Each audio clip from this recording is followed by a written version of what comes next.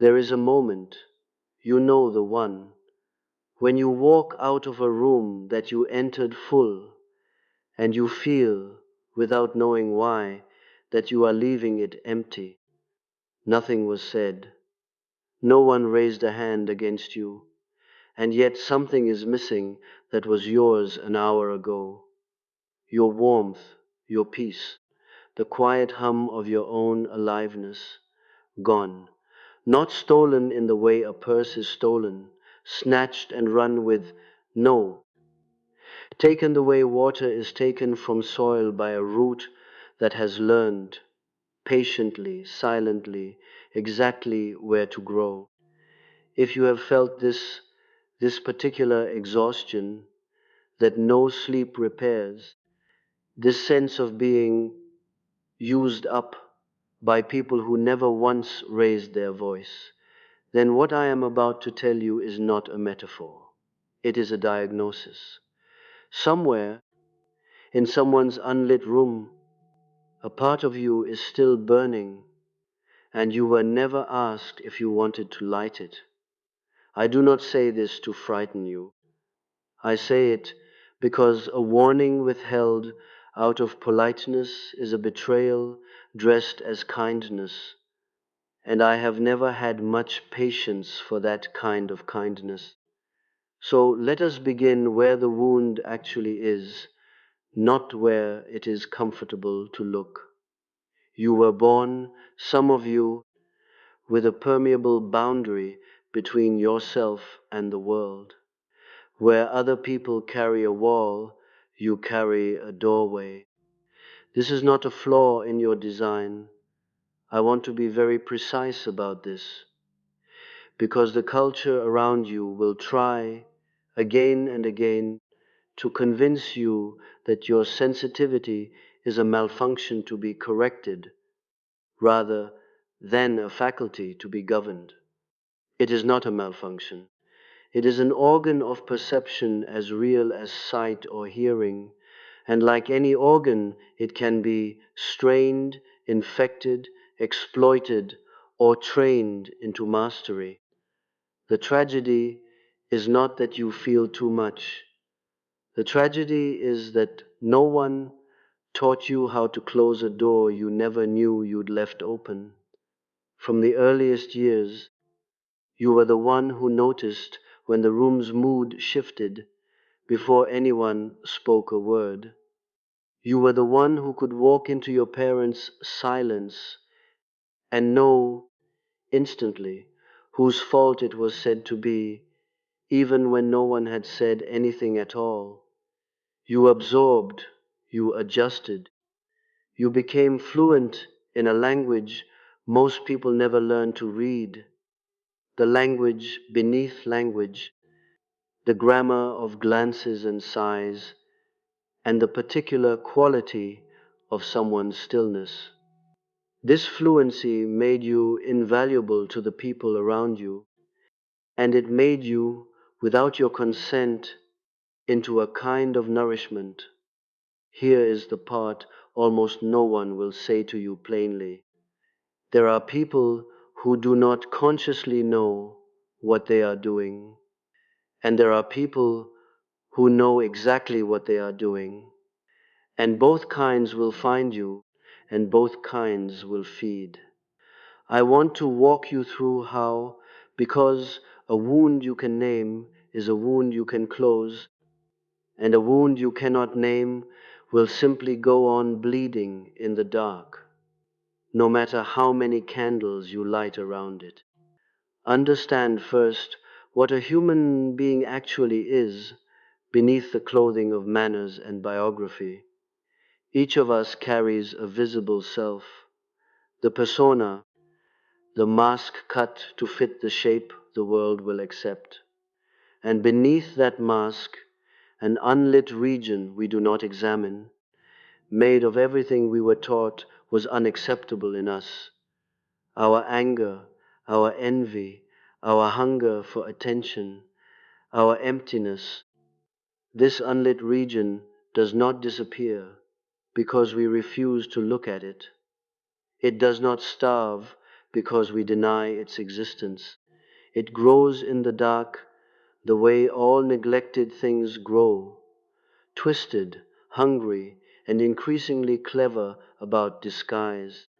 Most people spend their entire lives at war with this shadow and losing, because you cannot defeat what you refuse to see. And a person at war with their own darkness has two choices, though almost no one tells them this is a choice at all.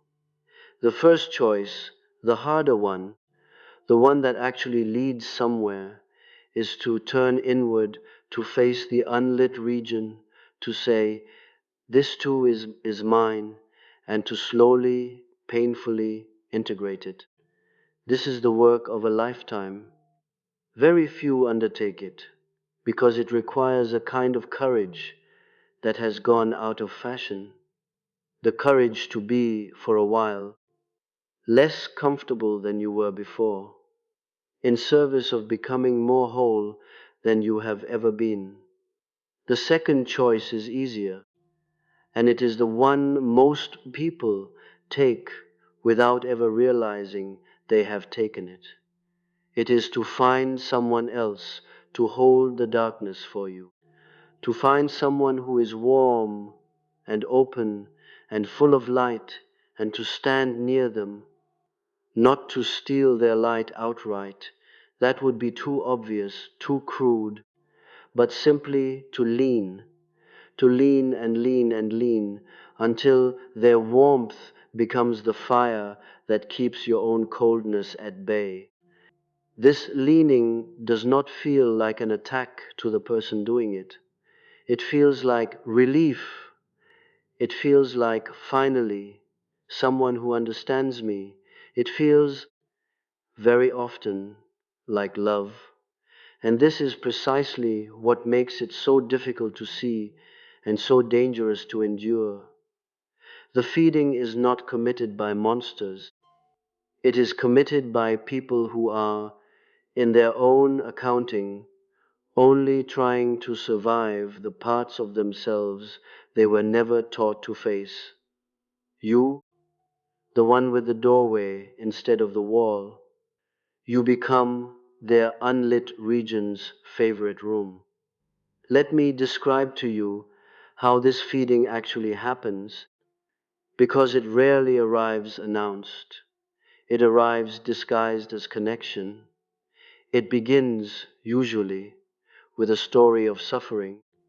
Someone tells you what has been done to them, and often it is true.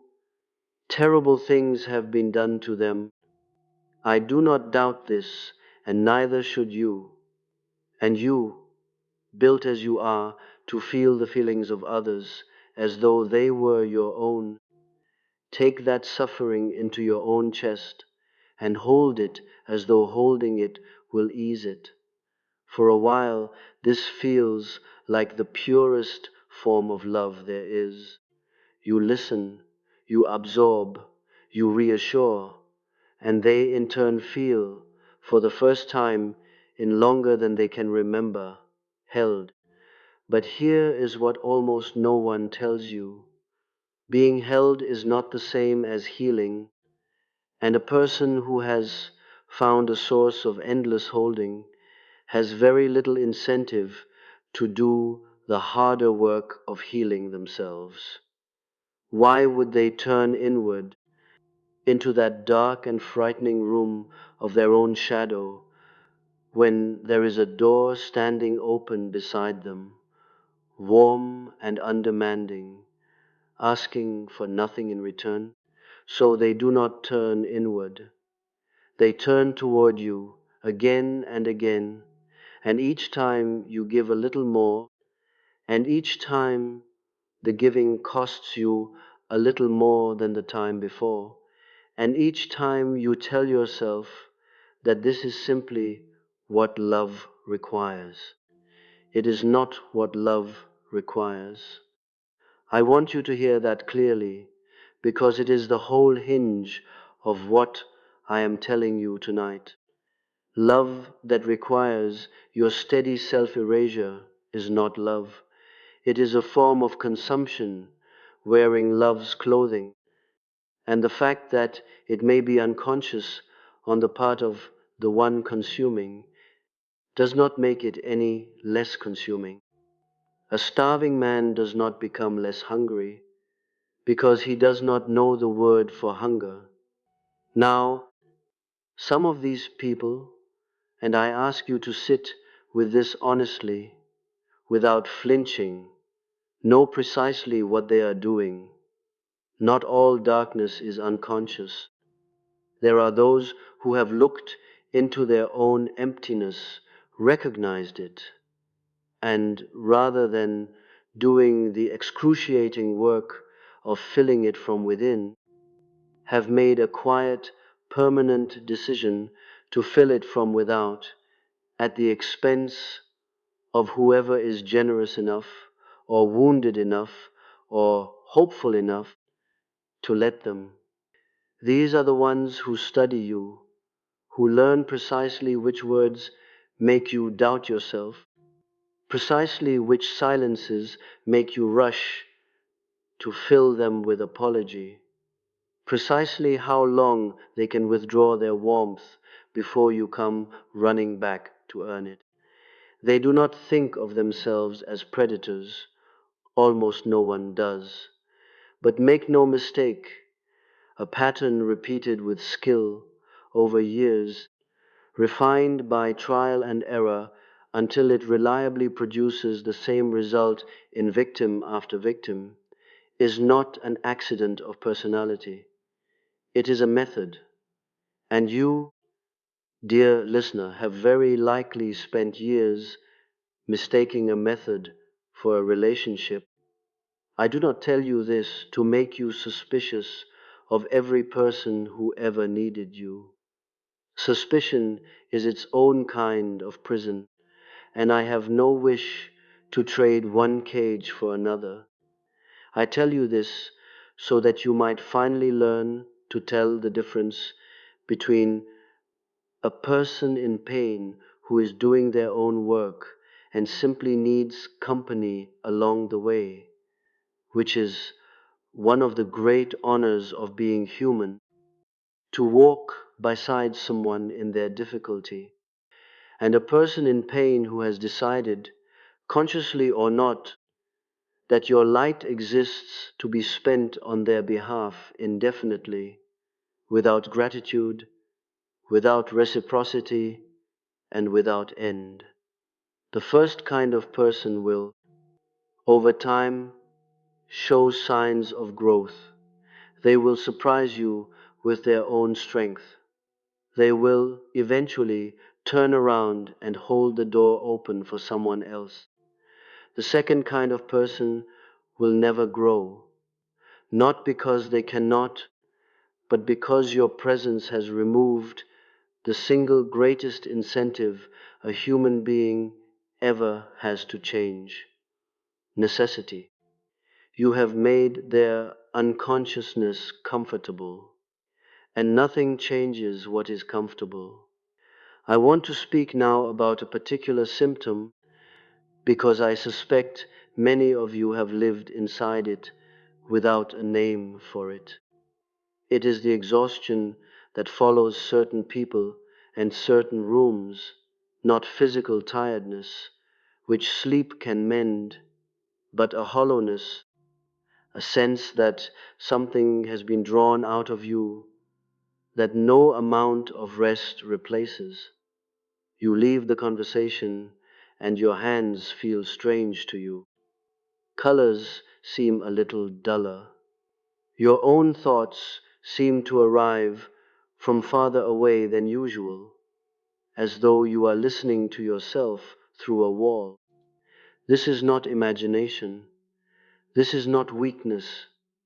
This is what it feels like when your attention, which is not a small thing, which is in fact one of the most precious resources a human being possesses, the very medium in which your inner life is either cultivated or spent, has been captured and redirected for an hour or a week or a decade, entirely toward the maintenance of someone else's psyche at the expense of your own. Consider what attention actually is. It is the light by which you see your own life. Whatever you give your attention to, you feed. This is as true of a garden as it is of a grievance, as true of a skill as it is of another person's chaos. When your attention is continually, systematically drawn outward toward the moods and crises and demands of someone who has made themselves the center of every room they enter, there is no light left over to illuminate your own becoming. Your own growth stalls, not because you lack the capacity for it, but because the very fuel that growth requires has been quietly, continuously siphoned elsewhere. This is what I mean when I say your light is being fed upon in secret. Not secret in the sense of hidden from view. Often it happens in plain sight, celebrated even, praised as devotion, as loyalty, as selflessness. Secret in the sense that its true nature, its true cost, is hidden from the one paying it. You do not see the bill until years later, when you look up from a life spent tending everyone else's fire and find your own has gone to ash, and you cannot quite remember when you let it go out. Now I must say something that will feel, to some of you, like a betrayal of everything you were taught to believe about goodness. I must tell you that your exhaustion is not a mark of your virtue. It is a mark of your poor boundaries. I know this is hard to hear. You were praised, likely from childhood, for how much you could absorb, how much you could give, how endlessly patient and understanding you could remain in the face of other people's chaos. You were told in 1,000 quiet ways that your worth was measured by your usefulness to others, and so you built an entire identity on the foundation of being needed. And now, when I suggest this foundation is precisely what has made you so easy to feed upon, it may feel as though I am attacking the very thing that makes you good. I am not. Goodness and self-erasure are not the same thing. However similar they may look from the outside. A candle does not become more generous by melting itself down to nothing in a single night rather than burning steadily for 100 nights. And you were never meant to be an offering. You were meant to be a light, which is a very different thing, because a light can be near others without being consumed by them. A light can warm a room and still remain, at the end of the evening, entirely itself. The task before you, then, and I do not say this lightly, because it is genuinely one of the great tasks of a human life, is to become conscious of your own permeability and to govern it rather than to be governed by it. This is not the same as closing yourself off. Do not mistake me. A person who walls themselves off entirely from feeling the suffering of others has not solved the problem of psychic vampirism. They have simply become unreachable, which is its own kind of death, a death by isolation rather than by depletion. That is not the path either. The path is neither an open doorway nor a sealed wall. The path is a door with a hinge, a door you alone control, a door you can open wide for those who have earned your trust, and close firmly against those who have shown you, through their actions and not merely their words, that they intend to live in your house forever without ever building one of their own.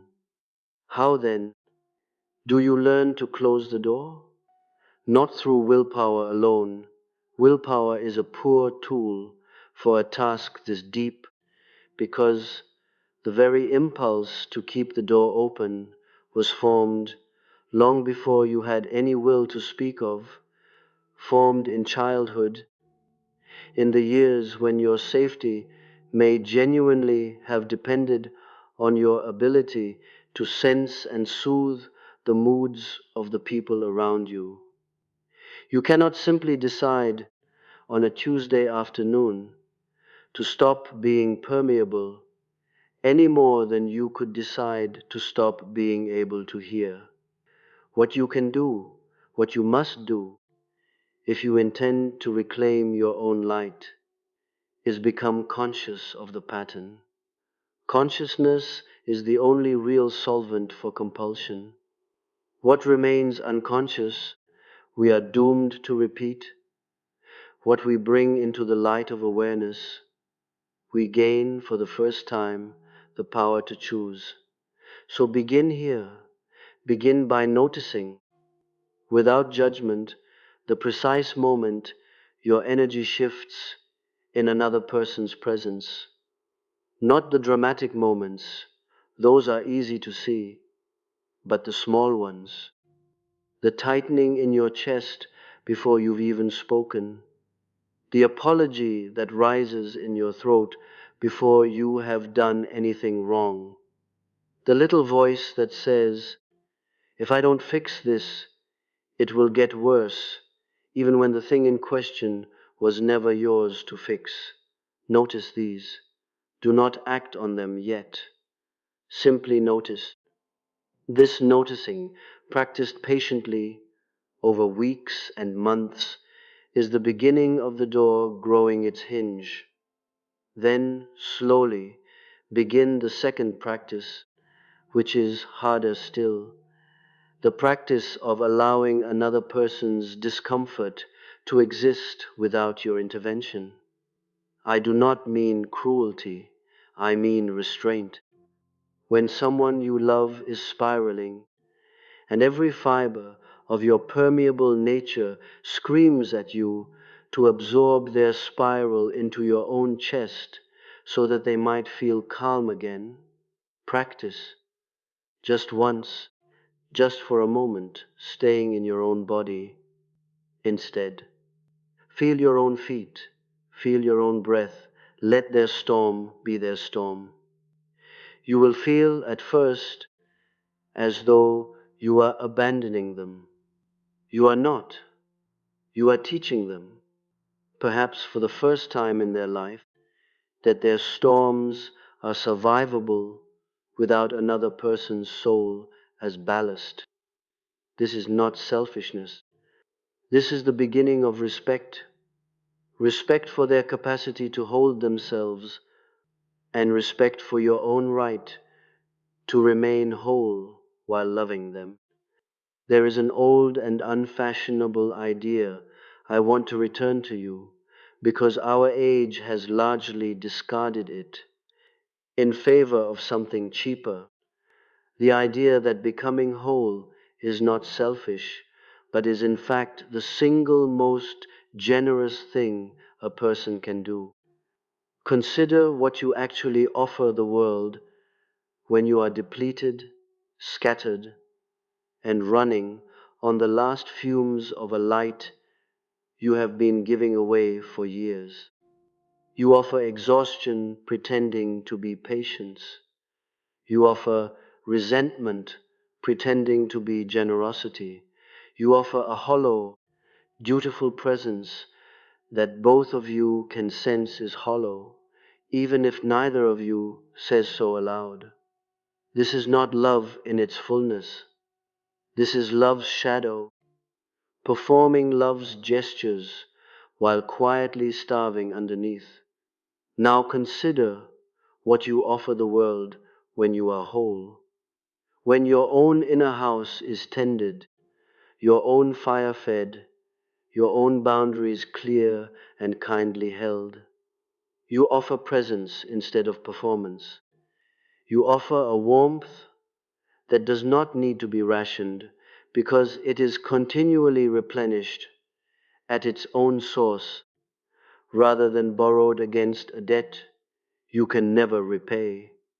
You offer to those who deserve it a love that has choice inside it, and love that is chosen freely from a place of fullness rather than fear is worth infinitely more than love extracted through guilt from a place of exhaustion. The people who genuinely love you do not want your depletion. They want you whole, alive, undiminished. It is only those who feed upon you who prefer you tired. A person who truly loves you will be relieved, not resentful, when you finally learn to close the door. I want to address, too, the particular danger that faces those of you who have spent years absorbing the unlit regions of others, the danger of forgetting which darkness is yours. This is perhaps the subtlest wound of all, and the hardest to name because it does not announce itself as an attack. It creeps in disguised as empathy itself. When you have spent long enough taking on the emotional weather of everyone around you, a strange confusion sets in. You begin to lose the thread that separates your own grief from the grief you have absorbed on someone else's behalf. You wake in the night with a heaviness in your chest, and you cannot say with any certainty whether it is your sorrow or a sorrow you picked up 3 days ago from a friend's unspoken pain and never set back down. This is not mysticism. This is simply what happens to a permeable boundary left untended for too long. The self and the other blur. And in that blur, you lose access to your own compass. You cannot tend a wound you cannot locate. You cannot heal a grief you cannot even confirm is yours. This is why the practice of return is essential. The nightly, even hourly, practice of asking yourself, whose feeling is this? Not to dismiss what you feel, never that, but to locate it correctly, the way a physician must locate the source of pain before treating it. Sometimes you will find the feeling is entirely your own and it deserves your full attention. Sometimes you will find you are carrying something that belongs to someone else, given to you not as a gift but as a burden.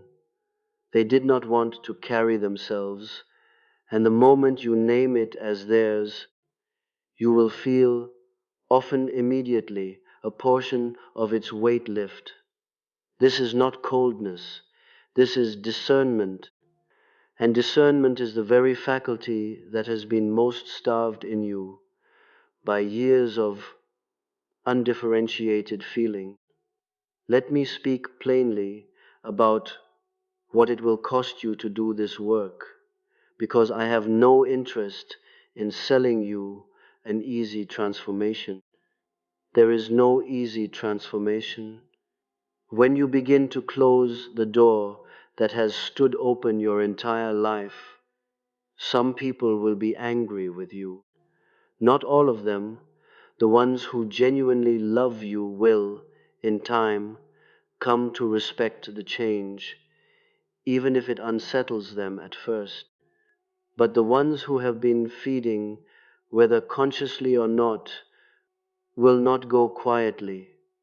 They will accuse you of having changed and they will say it as though change were a betrayal rather than the very thing every living thing is meant to do. They will call you cold when what you have become is simply no longer available for consumption. They will call you selfish when what you have become is, for the first time, a self at all. You must be prepared for this, and you must not mistake their alarm for evidence that you have done something wrong. A person who has grown comfortable feeding on your light will, quite naturally, protest when the feeding stops. This is not proof of your cruelty, it is proof that the feeding was real. Do not let their protest talk you back into the old arrangement. Grieve them if you must. Grieve the relationship you thought you had, which may never have been quite what it appeared. But do not return to the doorway simply because someone finds the closed door inconvenient. There is something else I must tell you, something that may be the hardest truth in this entire address. The deepest feeding is not always done to you by others. Sometimes it is done to you by the part of yourself that has learned to find its worth only in being consumed.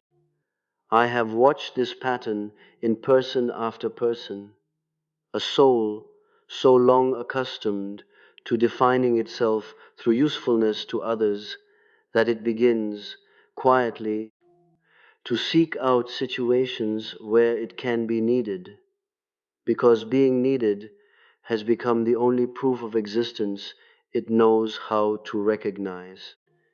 If this is true of you, and only you can know, in the silence of your own honesty, whether it is, then the work is not simply to close the door against others.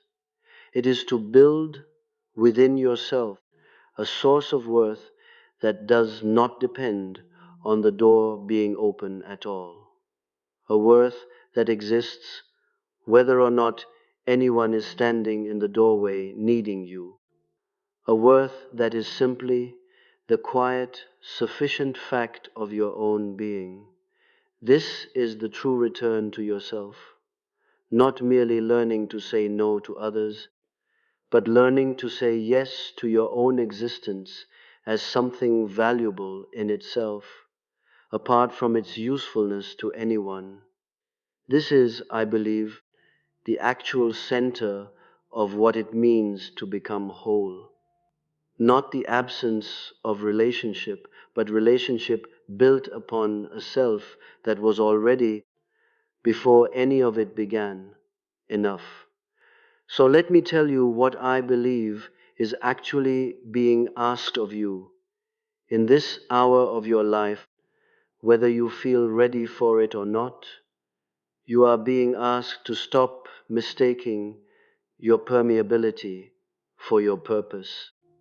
You are being asked to recognize that the very sensitivity which has made you so easily fed upon is also, properly governed, one of the rarest and most valuable faculties a human being can possess: the capacity to perceive what others cannot, to sense the undercurrents beneath the surface of every room you enter, to offer a quality of understanding that most people spend their whole lives without ever receiving from anyone. This gift was never meant to be your undoing. It was meant to be your instrument. But an instrument left in untrained hands can just as easily wound the player as make music, and it is time, past time, for you to learn to play it deliberately, rather than being played by every hungry hand that reaches for it. You are being asked to grieve the version of yourself who believed that love meant disappearing a little more each year to make room for someone else's demands. That version of you was not foolish.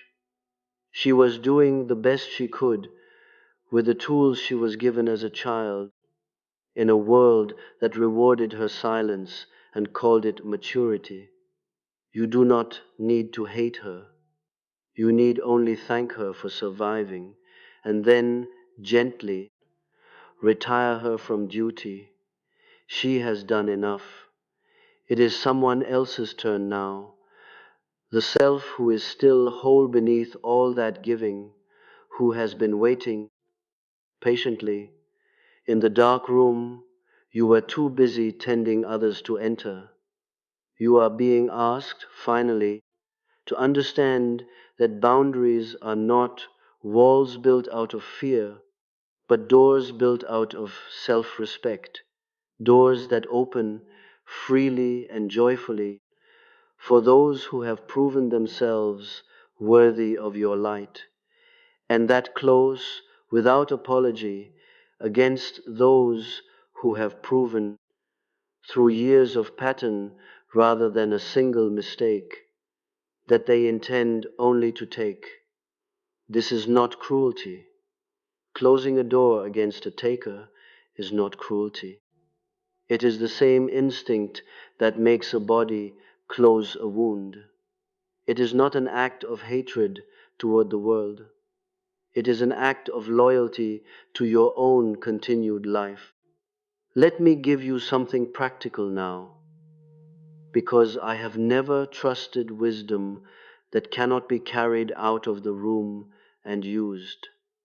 There are certain signs, certain reliable markers that tell you a relationship has crossed from mutual exchange into one-sided feeding, and you would do well to know them, because the mind that has spent a lifetime absorbing others' pain is often the last mind to trust its own perception of being harmed.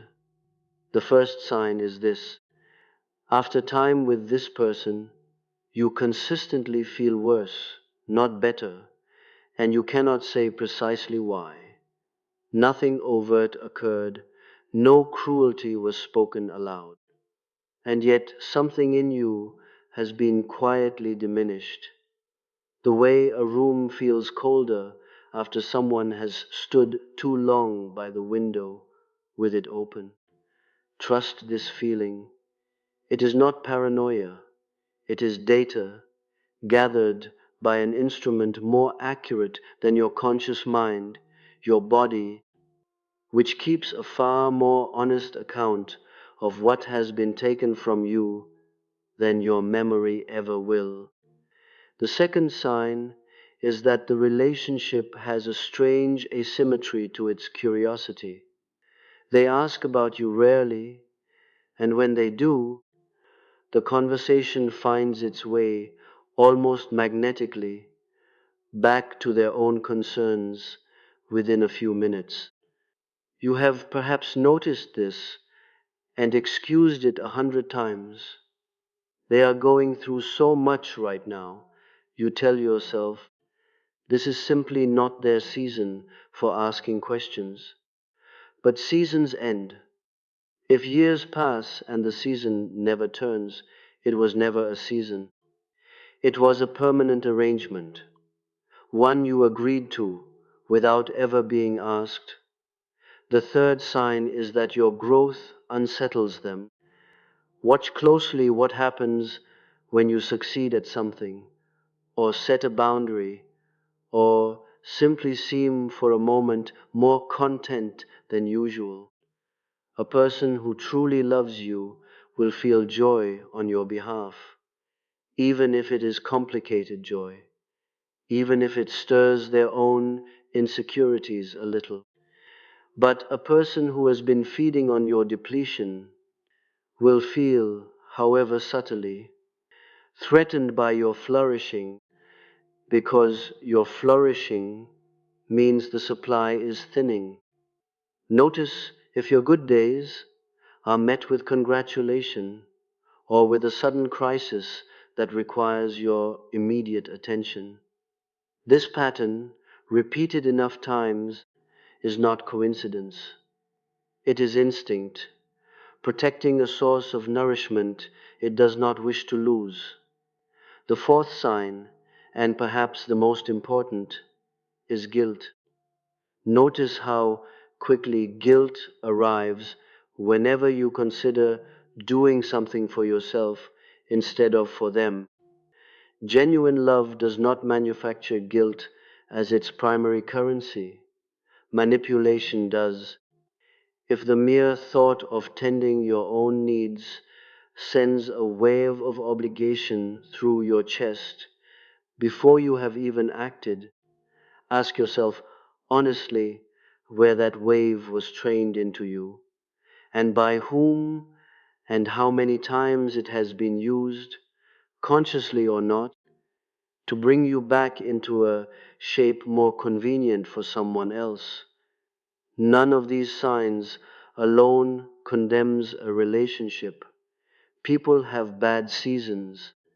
People are sometimes self-absorbed without being predatory, simply because they are human and imperfect, as we all are. But when you find several of these signs present together, and present for years rather than for a season, you are no longer looking at an imperfect person you love.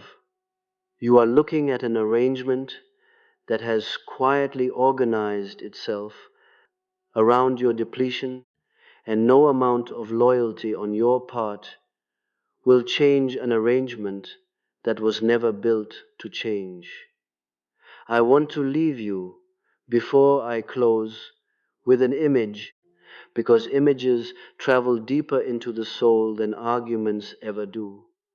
Picture your own inner life as a flame, small perhaps, but entirely your own, entirely capable of growing larger if it is tended and protected. And picture, too, all the other flames around you, some strong, some barely flickering, each one belonging to someone else's life. For years you have believed that your task, your calling, your very worth was to walk from flame to flame, giving away pieces of your own fire, until your fire was smaller and smaller, and theirs, somehow, was never quite large enough, regardless of how much of yours you gave.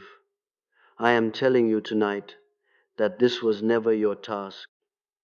Your task was never to become smaller so that others might briefly feel larger in your glow.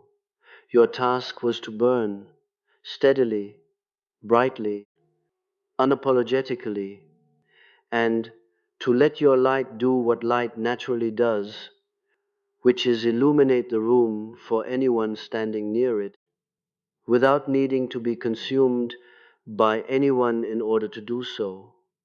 A fire that is only borrowed from does not need protecting. A fire that gives freely of its warmth while remaining entirely itself needs nothing but tending, and tending is not selfishness. Tending is what keeps the fire alive, long enough to warm anyone at all. The world does not need you dimmed. Every person who has ever told you, in word or in action, that your fullness was too much, that your light was inconvenient, that your boundaries were selfish, every one of them was, whether they knew it or not, asking you to feed a hunger that was never yours to satisfy. You do not owe them your flame. You owe yourself the discipline of tending it. And when you have learned, finally, to tend it well, to open the door for those who deserve its warmth, and to close it without guilt against those who do not, you will discover something that no one told you in all those years of giving, that a well-tended fire does not diminish by being near others. It only grows. So go from here and do the hardest, rarest, most necessary work available to a human being. Go and become whole. Not hardened, whole, not withdrawn, whole.